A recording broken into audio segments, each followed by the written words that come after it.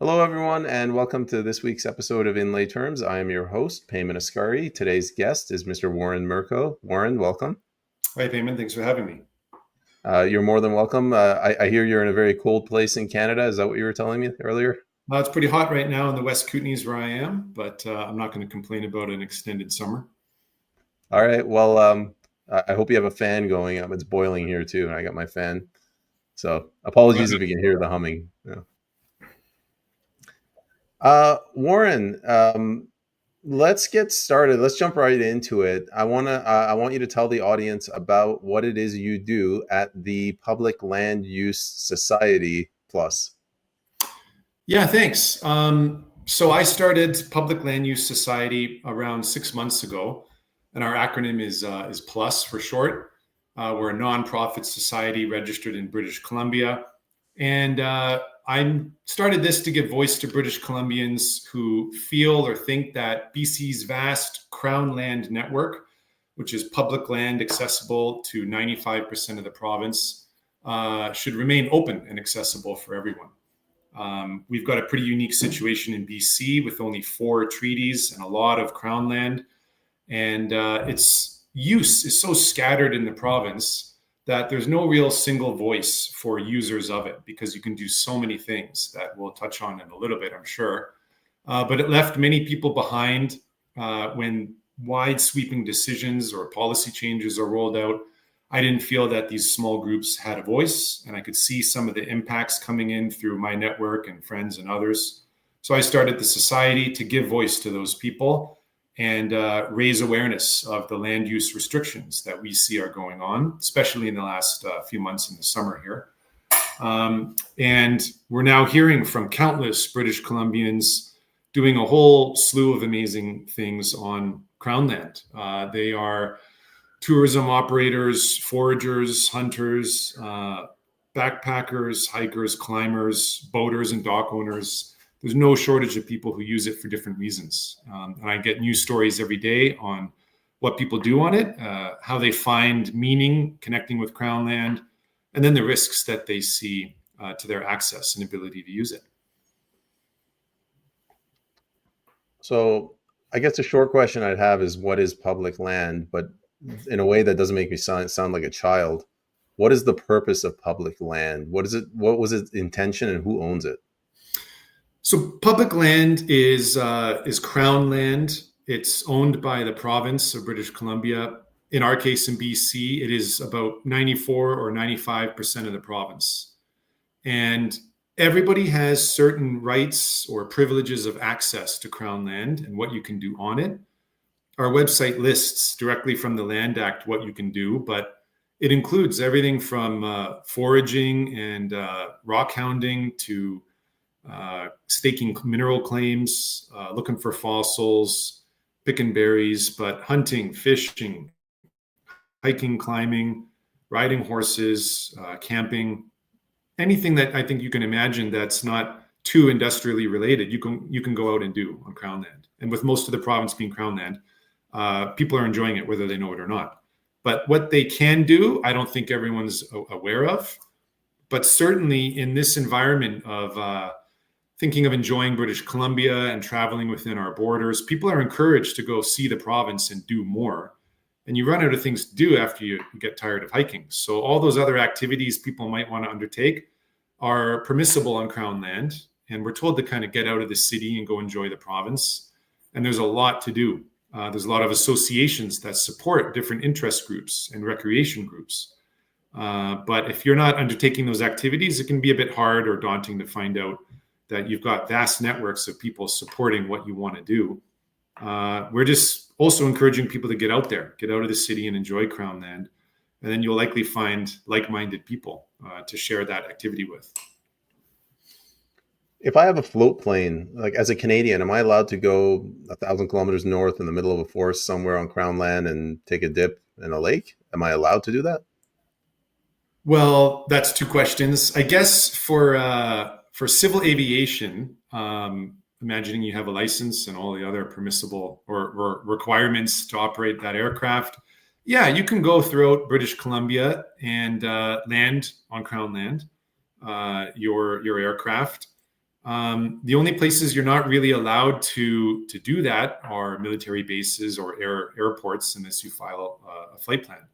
So even for that, if you want to go drive up a Forest Service road and then back roads, or you want to go land a float plane on a lake, you want to go fishing and do things, you're able to do that. But the activities you do might require certain licenses. Like you need a fishing license to go up north and catch certain fish by the province. And we can touch on that too. Who's the authority for some of this, and what are you allowed to do? Yeah, that's what I want to drill down on before we continue. Is this the case of the legislature owns that land and maybe allows us to walk on that land? Or is this the legislature owns it in trust for us, or just manages the land that we, the people, own? Well, think of it as I guess, the province of British Columbia, and by extension, the government owns the land. And so the government of British Columbia can decide what to do with it, to make agreements to sell it off, or cede that land, as they've been doing with some agreements with different First Nations. But the government is decided by the public. The public does not have unfettered rights and access to all Crown land in the province. There are certain conditions. If you're going to operate certain machinery or conduct certain events of certain sizes, might need permissions to do that. But you have a privilege of access and a pretty wide door to walk through with what you can do on Crown land. And I would consider it as public land. Thus the name of our organization. Plus, Crown land is public land. It's not held in reserve for any other meaning. It's for the public. You can have different tenures on it, from forestry to mineral exploration and mining, and do quite a bit on it. A lot of industry is generated on Crown land in the province, and it's a significant contributor to our gross domestic product.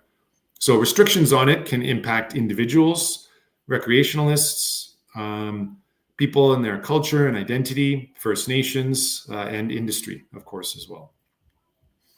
So before getting into what Plus aims to do, like what its mandate is, what are some threats to public land? And you don't have to worry about whatever point of view you take. Like, what do you think are some things that are eroding our access to public land, or anything like that?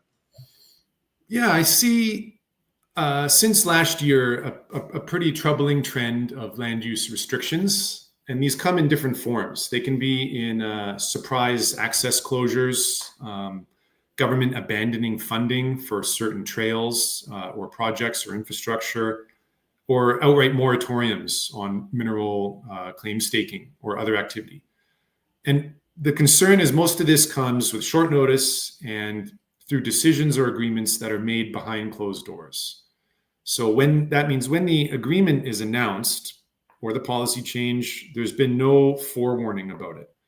And so some groups have to lawyer up and then defend their expropriation of different tenures, or get an association active, more volunteer hours, and then fight for open access. And whether that's for sledding or ATV and quadding or 4x4 or hiking, you can imagine the impacts of just closing one road. These decisions are considered without that public awareness. And so without transparency, you arguably, well, let's break it down. You have little transparency, and you could look at why. Why aren't people informed about what's happening until it happens, and until there's very little room to walk it back? And a concern of ours is that there's arguably little mandate for it, because a lot of these decisions are related to DRIPA and UNDRIP, which I can talk about. And that wasn't necessarily mentioned in the platform of the current government during the election. So there's problems, symptoms, and causes. And taking a step back and examining it all takes quite a deep dive, which I'm sure we're about to get into. Yeah, I was going to ask you if you could explain for the audience in layman's terms, what is DRIPA, what is UNDRIP? Well, that's a challenge, isn't it, Payman, in layman's terms? I was looking at recent Angus Reid Institute statistics that were released in late August. And they were talking about how most people don't know what UNDRIP is. And so I forgive most people for not wasting countless hours like I have and our team in examining this and the legal implications is not how I think many of us want to spend our summers. So I will give a pretty broad overview for your audience, if that's okay. So the United Nations Declaration on the Rights of Indigenous Peoples, or UNDRIP, was adopted by the United Nations General Assembly in 2007.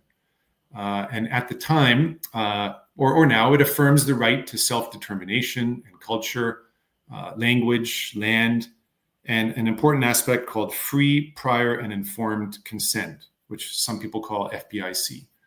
And that regards matters affecting these groups. So it's a non-legally binding United Nations resolution, General Assembly resolution. It's not binding.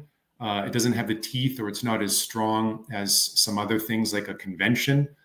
And you're not bound by it by signing this.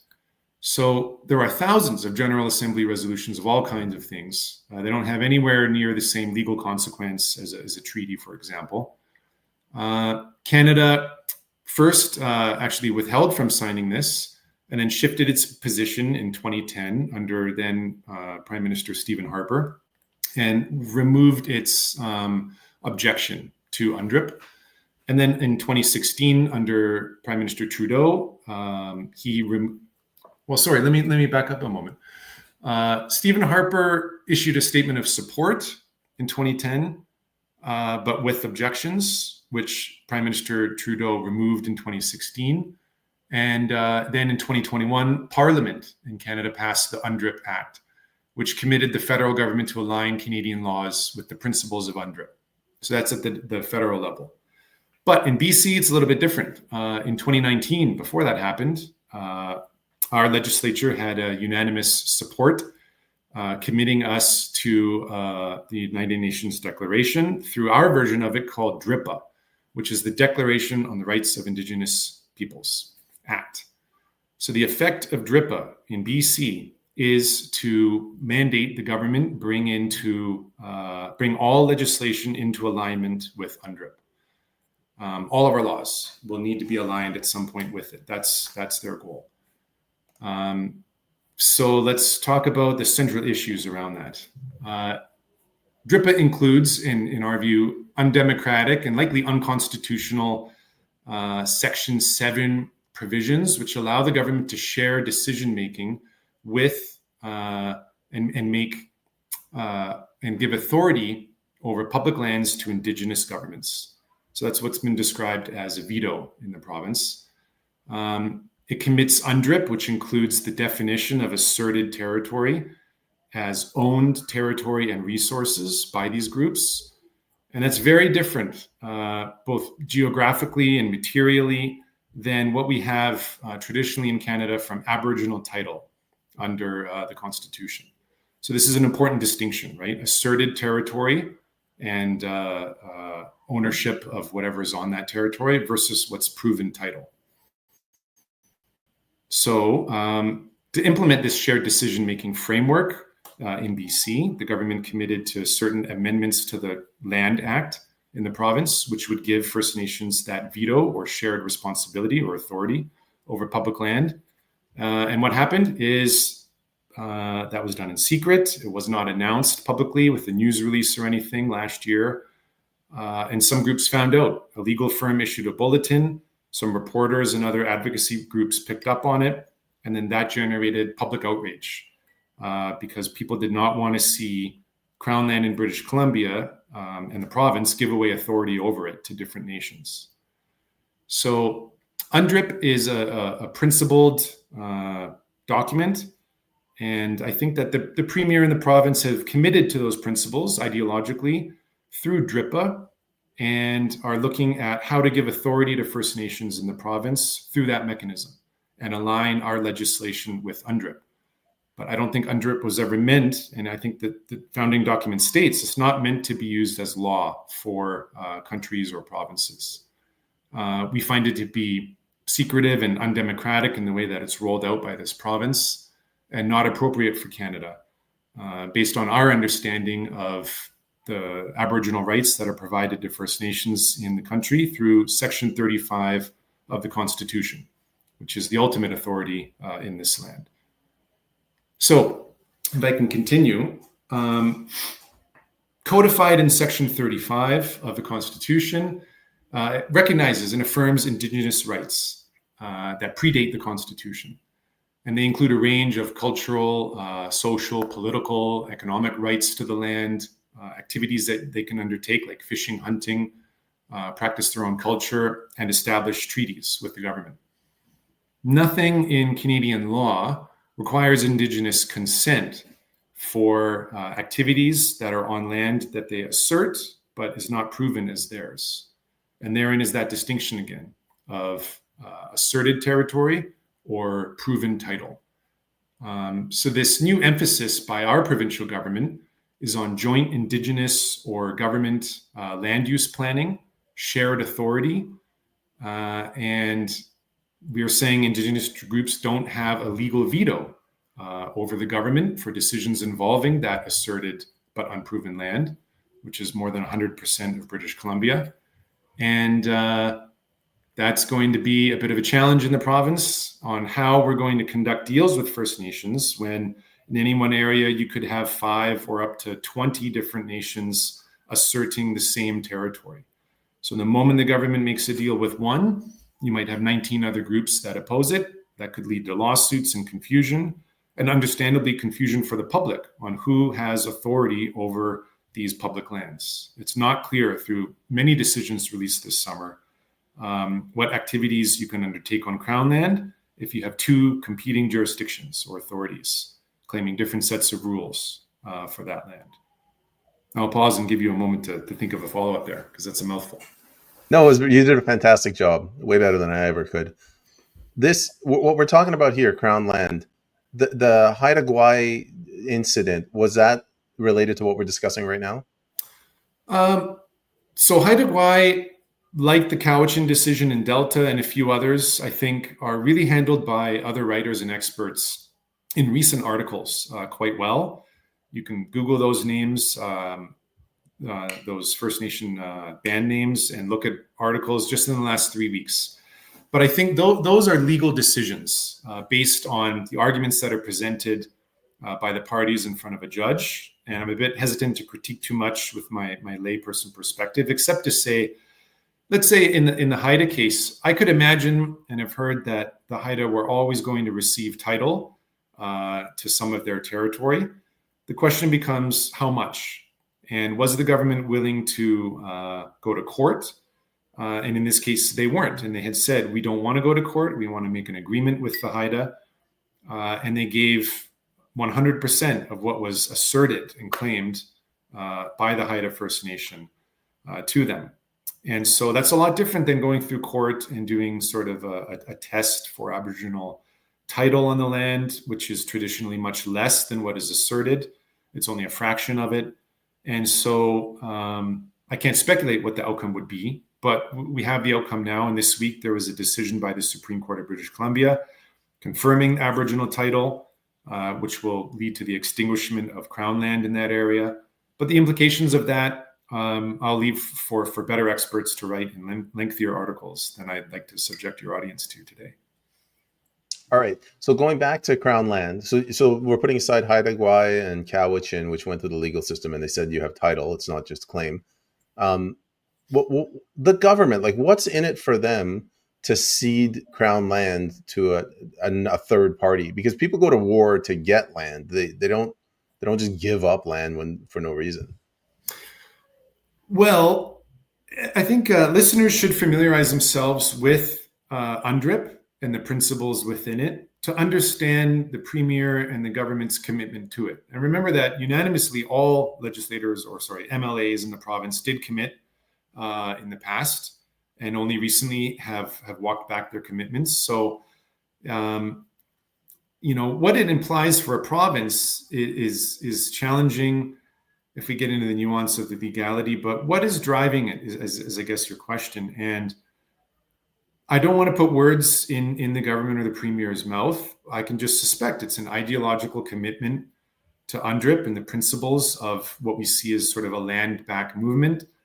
The Premier and the government have really started framing all of these land use deals under reconciliation.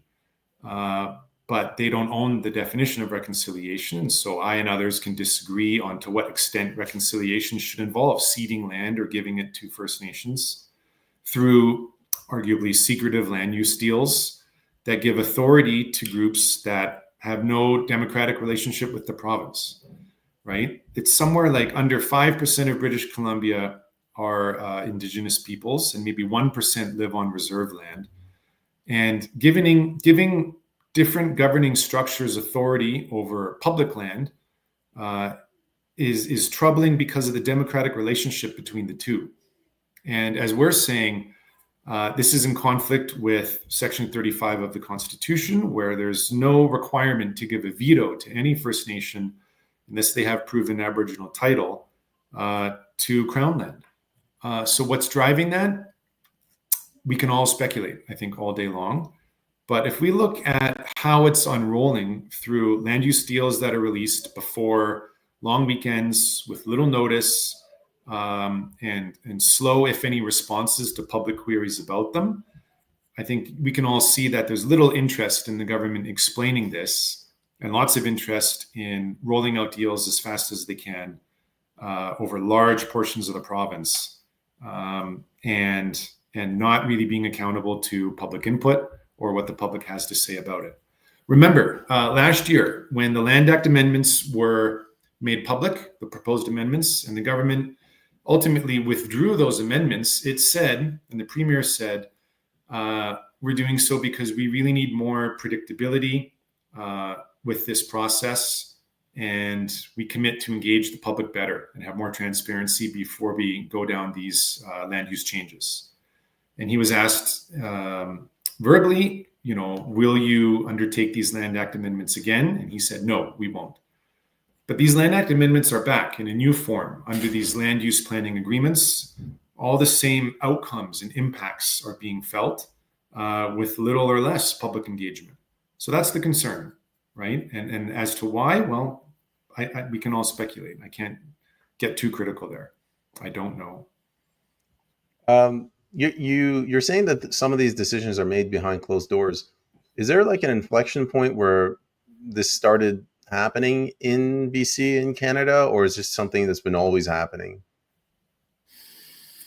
I think it's relatively new, but I would be comfortable quoting veteran journalist Van Palmer, who just wrote an article last month saying BC is sticking to its secretive ways. If replies to complaints that it received over the She-Shelt agreement are any indication. And he wrote that the NDP have signed secret deals with the She-Shelt Nation on the Sunshine Coast, affecting land use areas and committing payments to them, but only making those agreements public after the election. So let's look at this payment. Do governments typically lie or withhold information until convenient timing, like after an election? I think that's a yes, right? Is it new regarding land use agreements? It might be relatively new. It seems to me to be new within the past year or two, but I don't think we're going to get anywhere critiquing government for what all governments do at all levels everywhere, right? I think we'll have more juice in this from the squeeze if we look at how to better educate and inform the public on how to influence government, right? What are government afraid of? What do they react to from the public? Because the public are pretty desensitized to being lied to. And if we tell the public that you were lied to, as Mr. Palmer said, I mean, I'm used to it. I don't bat an eye anymore. That's common. That's just a Tuesday afternoon, right? We have to think about what to do with that. What are you being lied to about? And try to educate the public. So now we have to do the government's job for them, find out what they're trying to hide or keep from public channels and get it out there. That's where volunteer groups and all these associations and industry representatives have a challenge, is the time and effort, to distill 100-page legal decisions and share the implications of them with the public. It's a lot of work, often a lot of volunteer time. And here we are on a podcast discussing provincial issues. I really appreciate you hosting this and sharing with your viewers our deep dive into it as lay people, and trying to get through this, in lay terms, as you say. So I guess we can pivot with that to your Plus Society. What is it that you guys do, or what is your method of outreach, activism? How is it that you wish to hold the government accountable? What are the tools you guys use? Okay, so this is great, a great question, and I'll frame it a bit with what I've learned in my background, because that's informed our society's success and our tactics. So I worked in federal government for about 5 years, and then for several provincial crown corporations in a communications career. So I dealt with public relations, media engagement, and issues management, and had a lot of fast-moving action items all the time. It was a lot of fun and a lot of stress, but I got to learn what government priorities are, and what they respond to quickly is a big indication of what their interests are, and what they're slow with is not important. My focus is on finding those effective tools to engage government now that I'm on the opposite side, and use what I've learned to get favorable outcomes for British Columbians who don't have a voice. Because my role, for example, in the federal government was to be the great filter for public correspondence that came in, and I think there's been a lot of change in how people interact with government, with social media, and how to generate sort of a movement in opposition to something. I'm learning about it now, but most people still write letters. And when they don't have time, they write what's called a form letter, right? Where you'll go to an opposition page, let's say you'll hit autocomplete, you just put your name in, and it'll generate a letter, a form letter, and send that to a minister. And the minister might get 400 letters like that. And that would go to someone like me, the great filter. And our job would be to be like a mosquito swatter, and swat down all the annoying buzzing mosquitoes and only let through sort of the relevant real letters that matter. So form letters were in my time, they were not counted.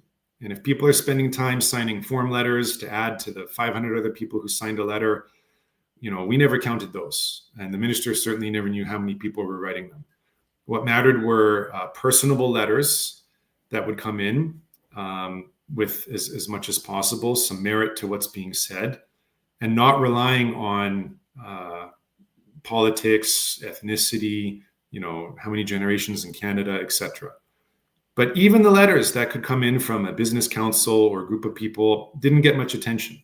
They'd be dealt with by a manager or director, would go to a regional manager to sign off on, and then you'd get a stamp signature from a assistant deputy minister.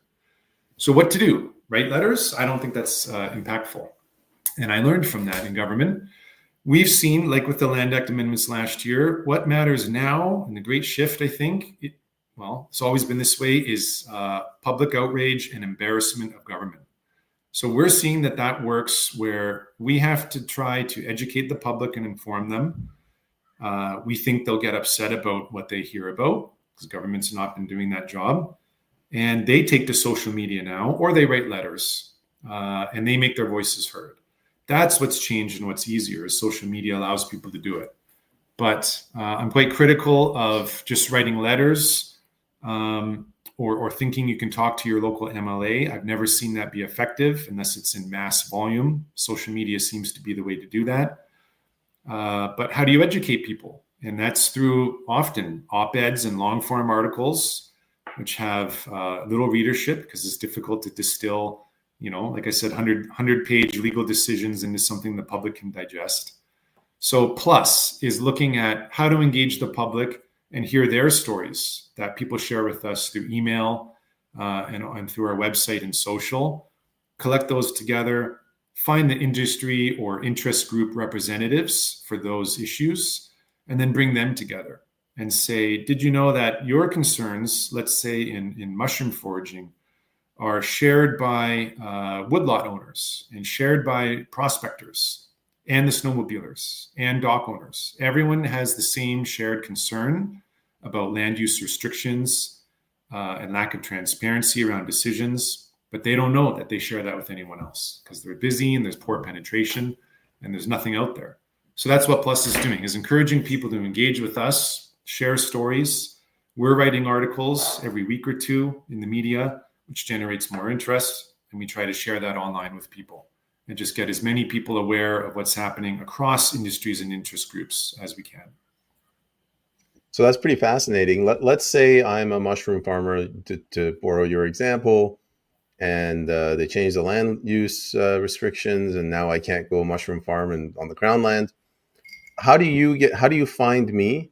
And once you find me, how do you get my story to other people like me? Do you use a newsletter, a town hall? What do you do? Well, for a volunteer group like we are, with limited bandwidth, doing this off the side of our desks, our team is good at writing articles that we think are accurate, legally sound through our advisors, and we put those out in mainstream media. And that's the start, is getting people who read that and trying to get on the radar of decision makers, those who lead associations or work in government, and get them to pay attention. And through that, other people start to hear about the group, and they come and they say, hey, I'm a member of, let's say, the mycelial or mushroom picking group on Vancouver Island. We've got 10,000 members. And I go, well, I had no idea there were so many people on the island. What about British Columbia? And I think there's about 70,000 foragers in different Facebook groups in BC. There's no regulation for them. There's no central association or interest group. But to be able to penetrate social media and talk about the impacts and closures is an organic process that takes a bit of time. And we're starting to do that now. And we have a chair of wild harvest and hunting on our group who engages with some of those people. You know, we've got this summer, there were 2 or 3 unilateral closures by different First Nations on their asserted territory, but not reserve land, banning people from foraging. And so they didn't want people picking morel mushrooms after fires, or asking people not to pick berries, and saying that we don't want you on our land. But the access to that is through Forest Service roads, you know, and it's nowhere near sometimes reserve land. So there's questions from that community and questions to the government about, will you condemn this closure? Are people allowed to go and harvest on Crown land, as it says under the Land Act and online? Or should people follow this authority, which is claiming they have jurisdiction, or they might seize your vehicle if you come on the land? So lots of questions come from different groups. I'll talk about another one with salmon fishing up north. Every year, one particular band issues a statement saying that there is a closure of fishing within our territory. And so there's growing confusion among anglers in the province about who has authority to decide this. And the province, historically, for the last few years, would issue a statement online through a news release saying the province is the only authority to issue a license for appropriate fish within this area. You're allowed to go fish if you have a license. But what happens is there's that confusion where anglers are threatened by the band with blockades, vehicle seizure by band police, including of all of their property within that, so expensive fishing gear and whatnot, and just questions about, you know, are we on Crown land? Is Crown land free and accessible to us? Because the band says it's our traditional territory, which the province seems to endorse through DRIPA and certain land use agreements, but it's not proven title land. So lots of questions, right? No indication of any legal mechanism, provincial or federal, that validates the enforcement of that land by the band. So Public Land Use Society asked the province, would you, let me just see here, the exact questions we asked. So we asked questions, would the province reissue its previous public guidance affirming its regulatory role in the validity of recreational fishing licenses? And what role, if any, does this ban have in banning people from its lands or seizing vehicles? And what is being done to ensure public safety for those exercising their lawful right to fish on Crown land? Now, the answer that came back has been similar to what fishing associations and groups have received. The government used some nebulous wording, until further notice, licenses that we issue are valid. So that sounds like a threat that they're not going to be for long. It said government is working with this First Nation. So that sounds like a bit of an endorsement. And said, please respect First Nations rights and perspectives and seek permission before crossing Indian reserve land. But that's the question, is this is not about reserve land. It's about asserted or traditional territory that the band claims is theirs. And so the province closes by saying, if you experience conflict, avoid confrontation and call the RCMP if you feel safety concerns exist. So I can't think of a more confusing statement to issue to the public that sounds both threatening and dangerous at the same time as this kind of response. You know, when people have concerns about what they can do on Crown land, what First Nations say, empowered by the government, and what the government is responding to the public about. It seems like you're describing the breakdown of law, rule of law, like the foundation of property rights that it's based on. If you take that foundation and you make it fuzzy and it's a gray area, how you can't really have law based on top of that. So you're getting this this scenario where you're getting mixed messages from your government. Yeah. So, I mean, I think that's the issue, is the shared authority and decision-making being given to First Nations through agreements is creating confusion with the public on who has final authority or that veto over Crown land, sometimes over private land as well. How can you have, let's say, just two authorities covering one area with maybe 10 other First Nations behind the scene with no authority but claiming the same entitlement, and allow people to go in and conduct business, recreate, or do things on that land with any surety or confidence? That's the underlying confusion and question that we have right now. And the way it's being done, we're saying, is undemocratic, unlawful, and exclusionary. So people don't know the answers to this. It does sound like there's a jurisdictional crisis in the province. So if we look at the Joffrey Lakes park closure, for example, there's no land use planning agreement giving the two First Nations there the ability to unilaterally shut down that park. So when they declared that shutdown 3 years ago and increased the length of the shutdown each year, the province acquiesced and said in public statements, we don't agree with this closure and the schedule for it, but we will enforce it. And so I look at that and just think, you've lost control of the park system in the province. Who's in control? You can't allow any unilateral group to come and shut down access to it and say you don't agree with it, but enforce it. And when the province then reopened it for the Labor Day long weekend, there was a shutdown on the highway in the province by those First Nations. So you can see the impacts, right? And that's just a symptom of the broader problem of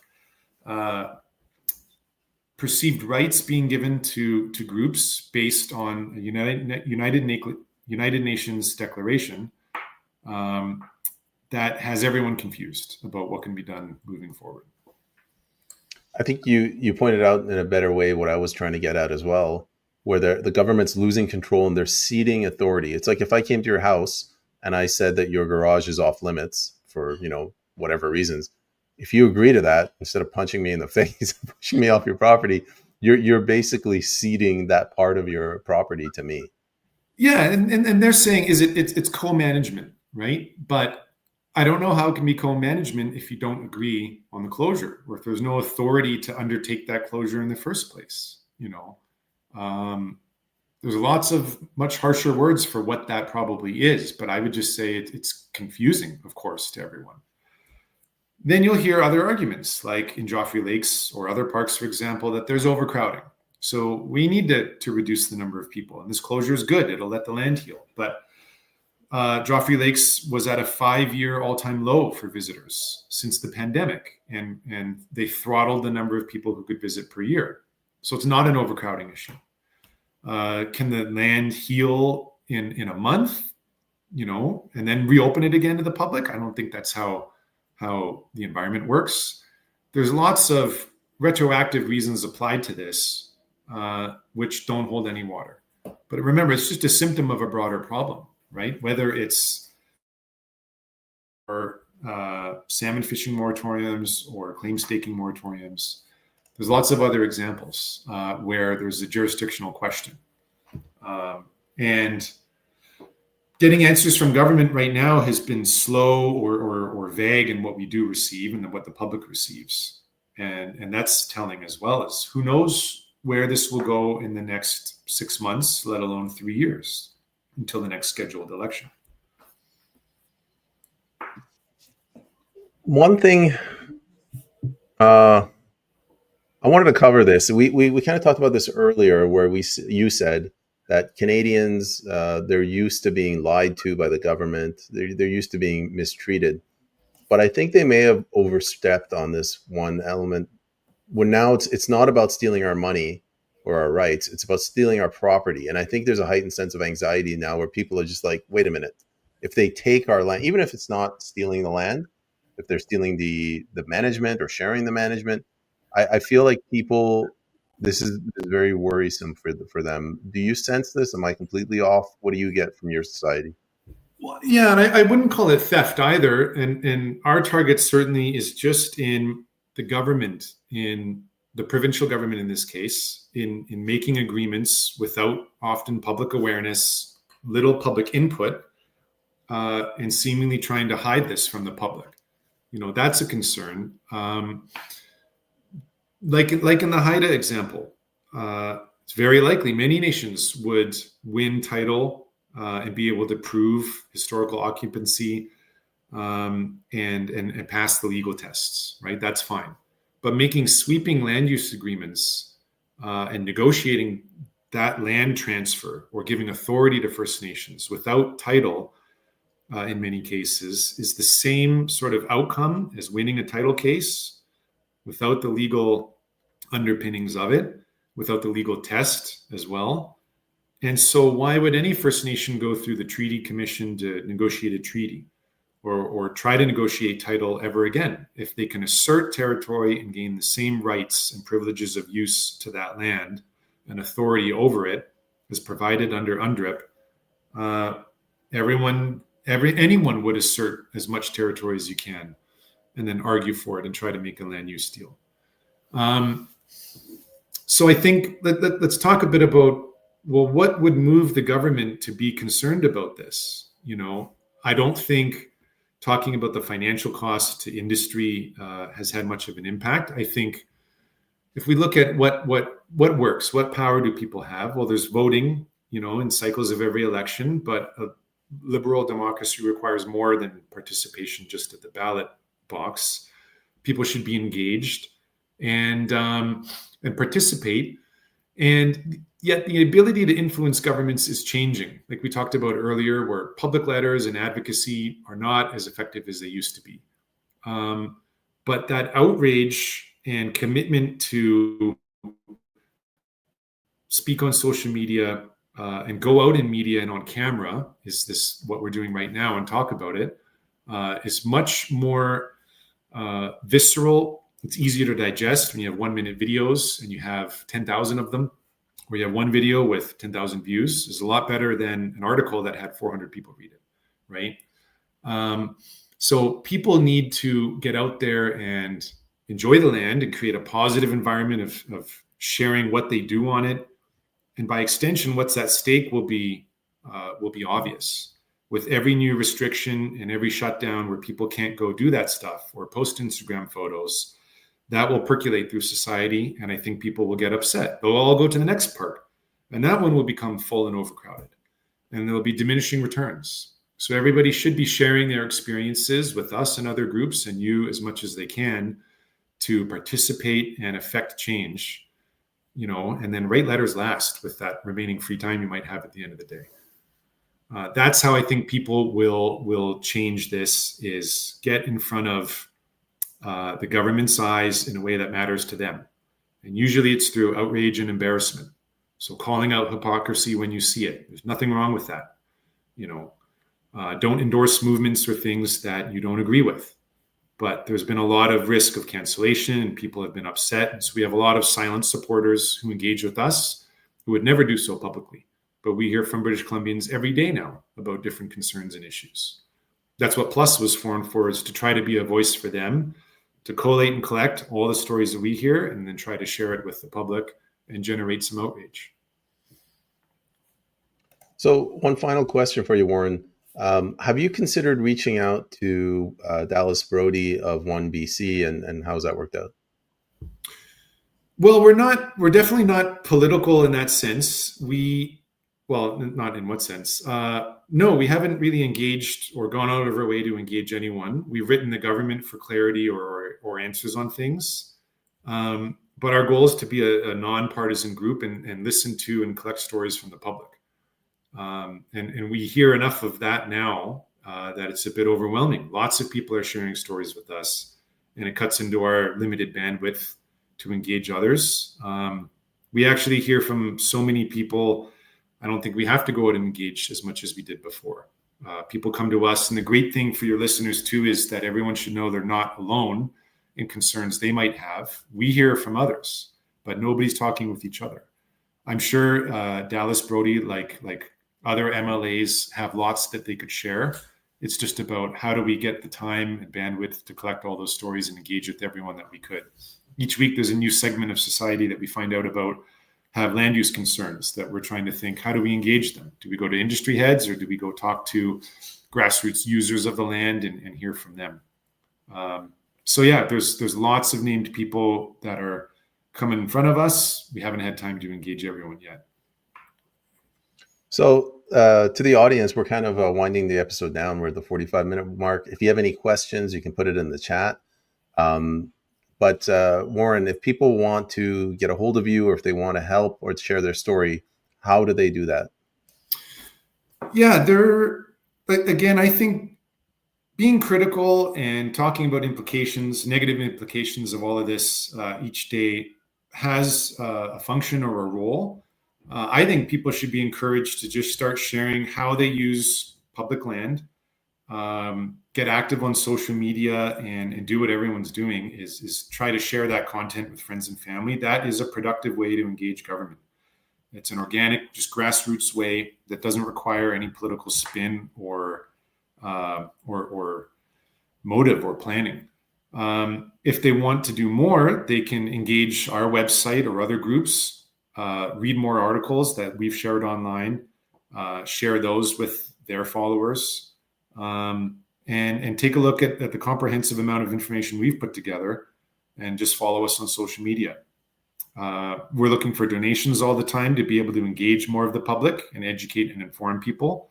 I think that's one of the biggest undertakings that I ever did in provincial crown corporations, is how to engage 4.6 million people in the province to be concerned about their rights and privileges, and get them upset enough or interested enough to go out there and do something about it. That takes a lot of work because we're all busy people. So can you see the screen? I just shared your website. Yeah, thank you. So this is the website to go to, publiclanduse.ca.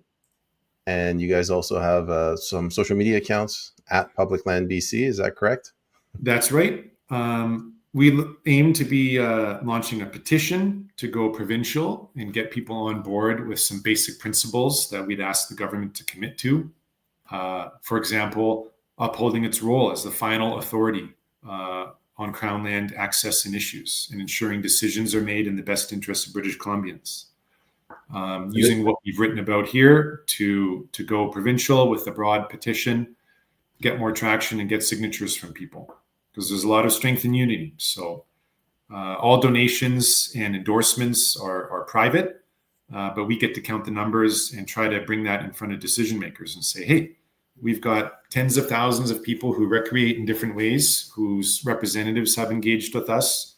We're pleased to hear from more and take those numbers in front of elected officials if we can. Yeah, so if you guys want to go check out the website, there's a lot to read on here too. I've only scratched the surface. And this is your email, I take it? That's right. People can engage with us there or on social media.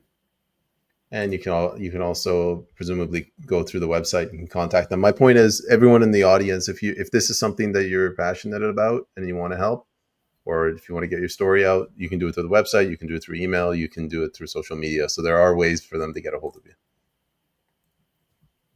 That was a question. Yes, there are many ways. We hear from people every day, so you wouldn't be alone.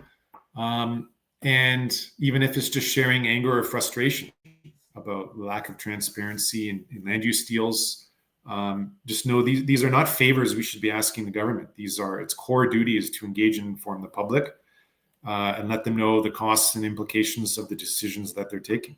We don't know all of that, so that's why we're asking to hear from people out there.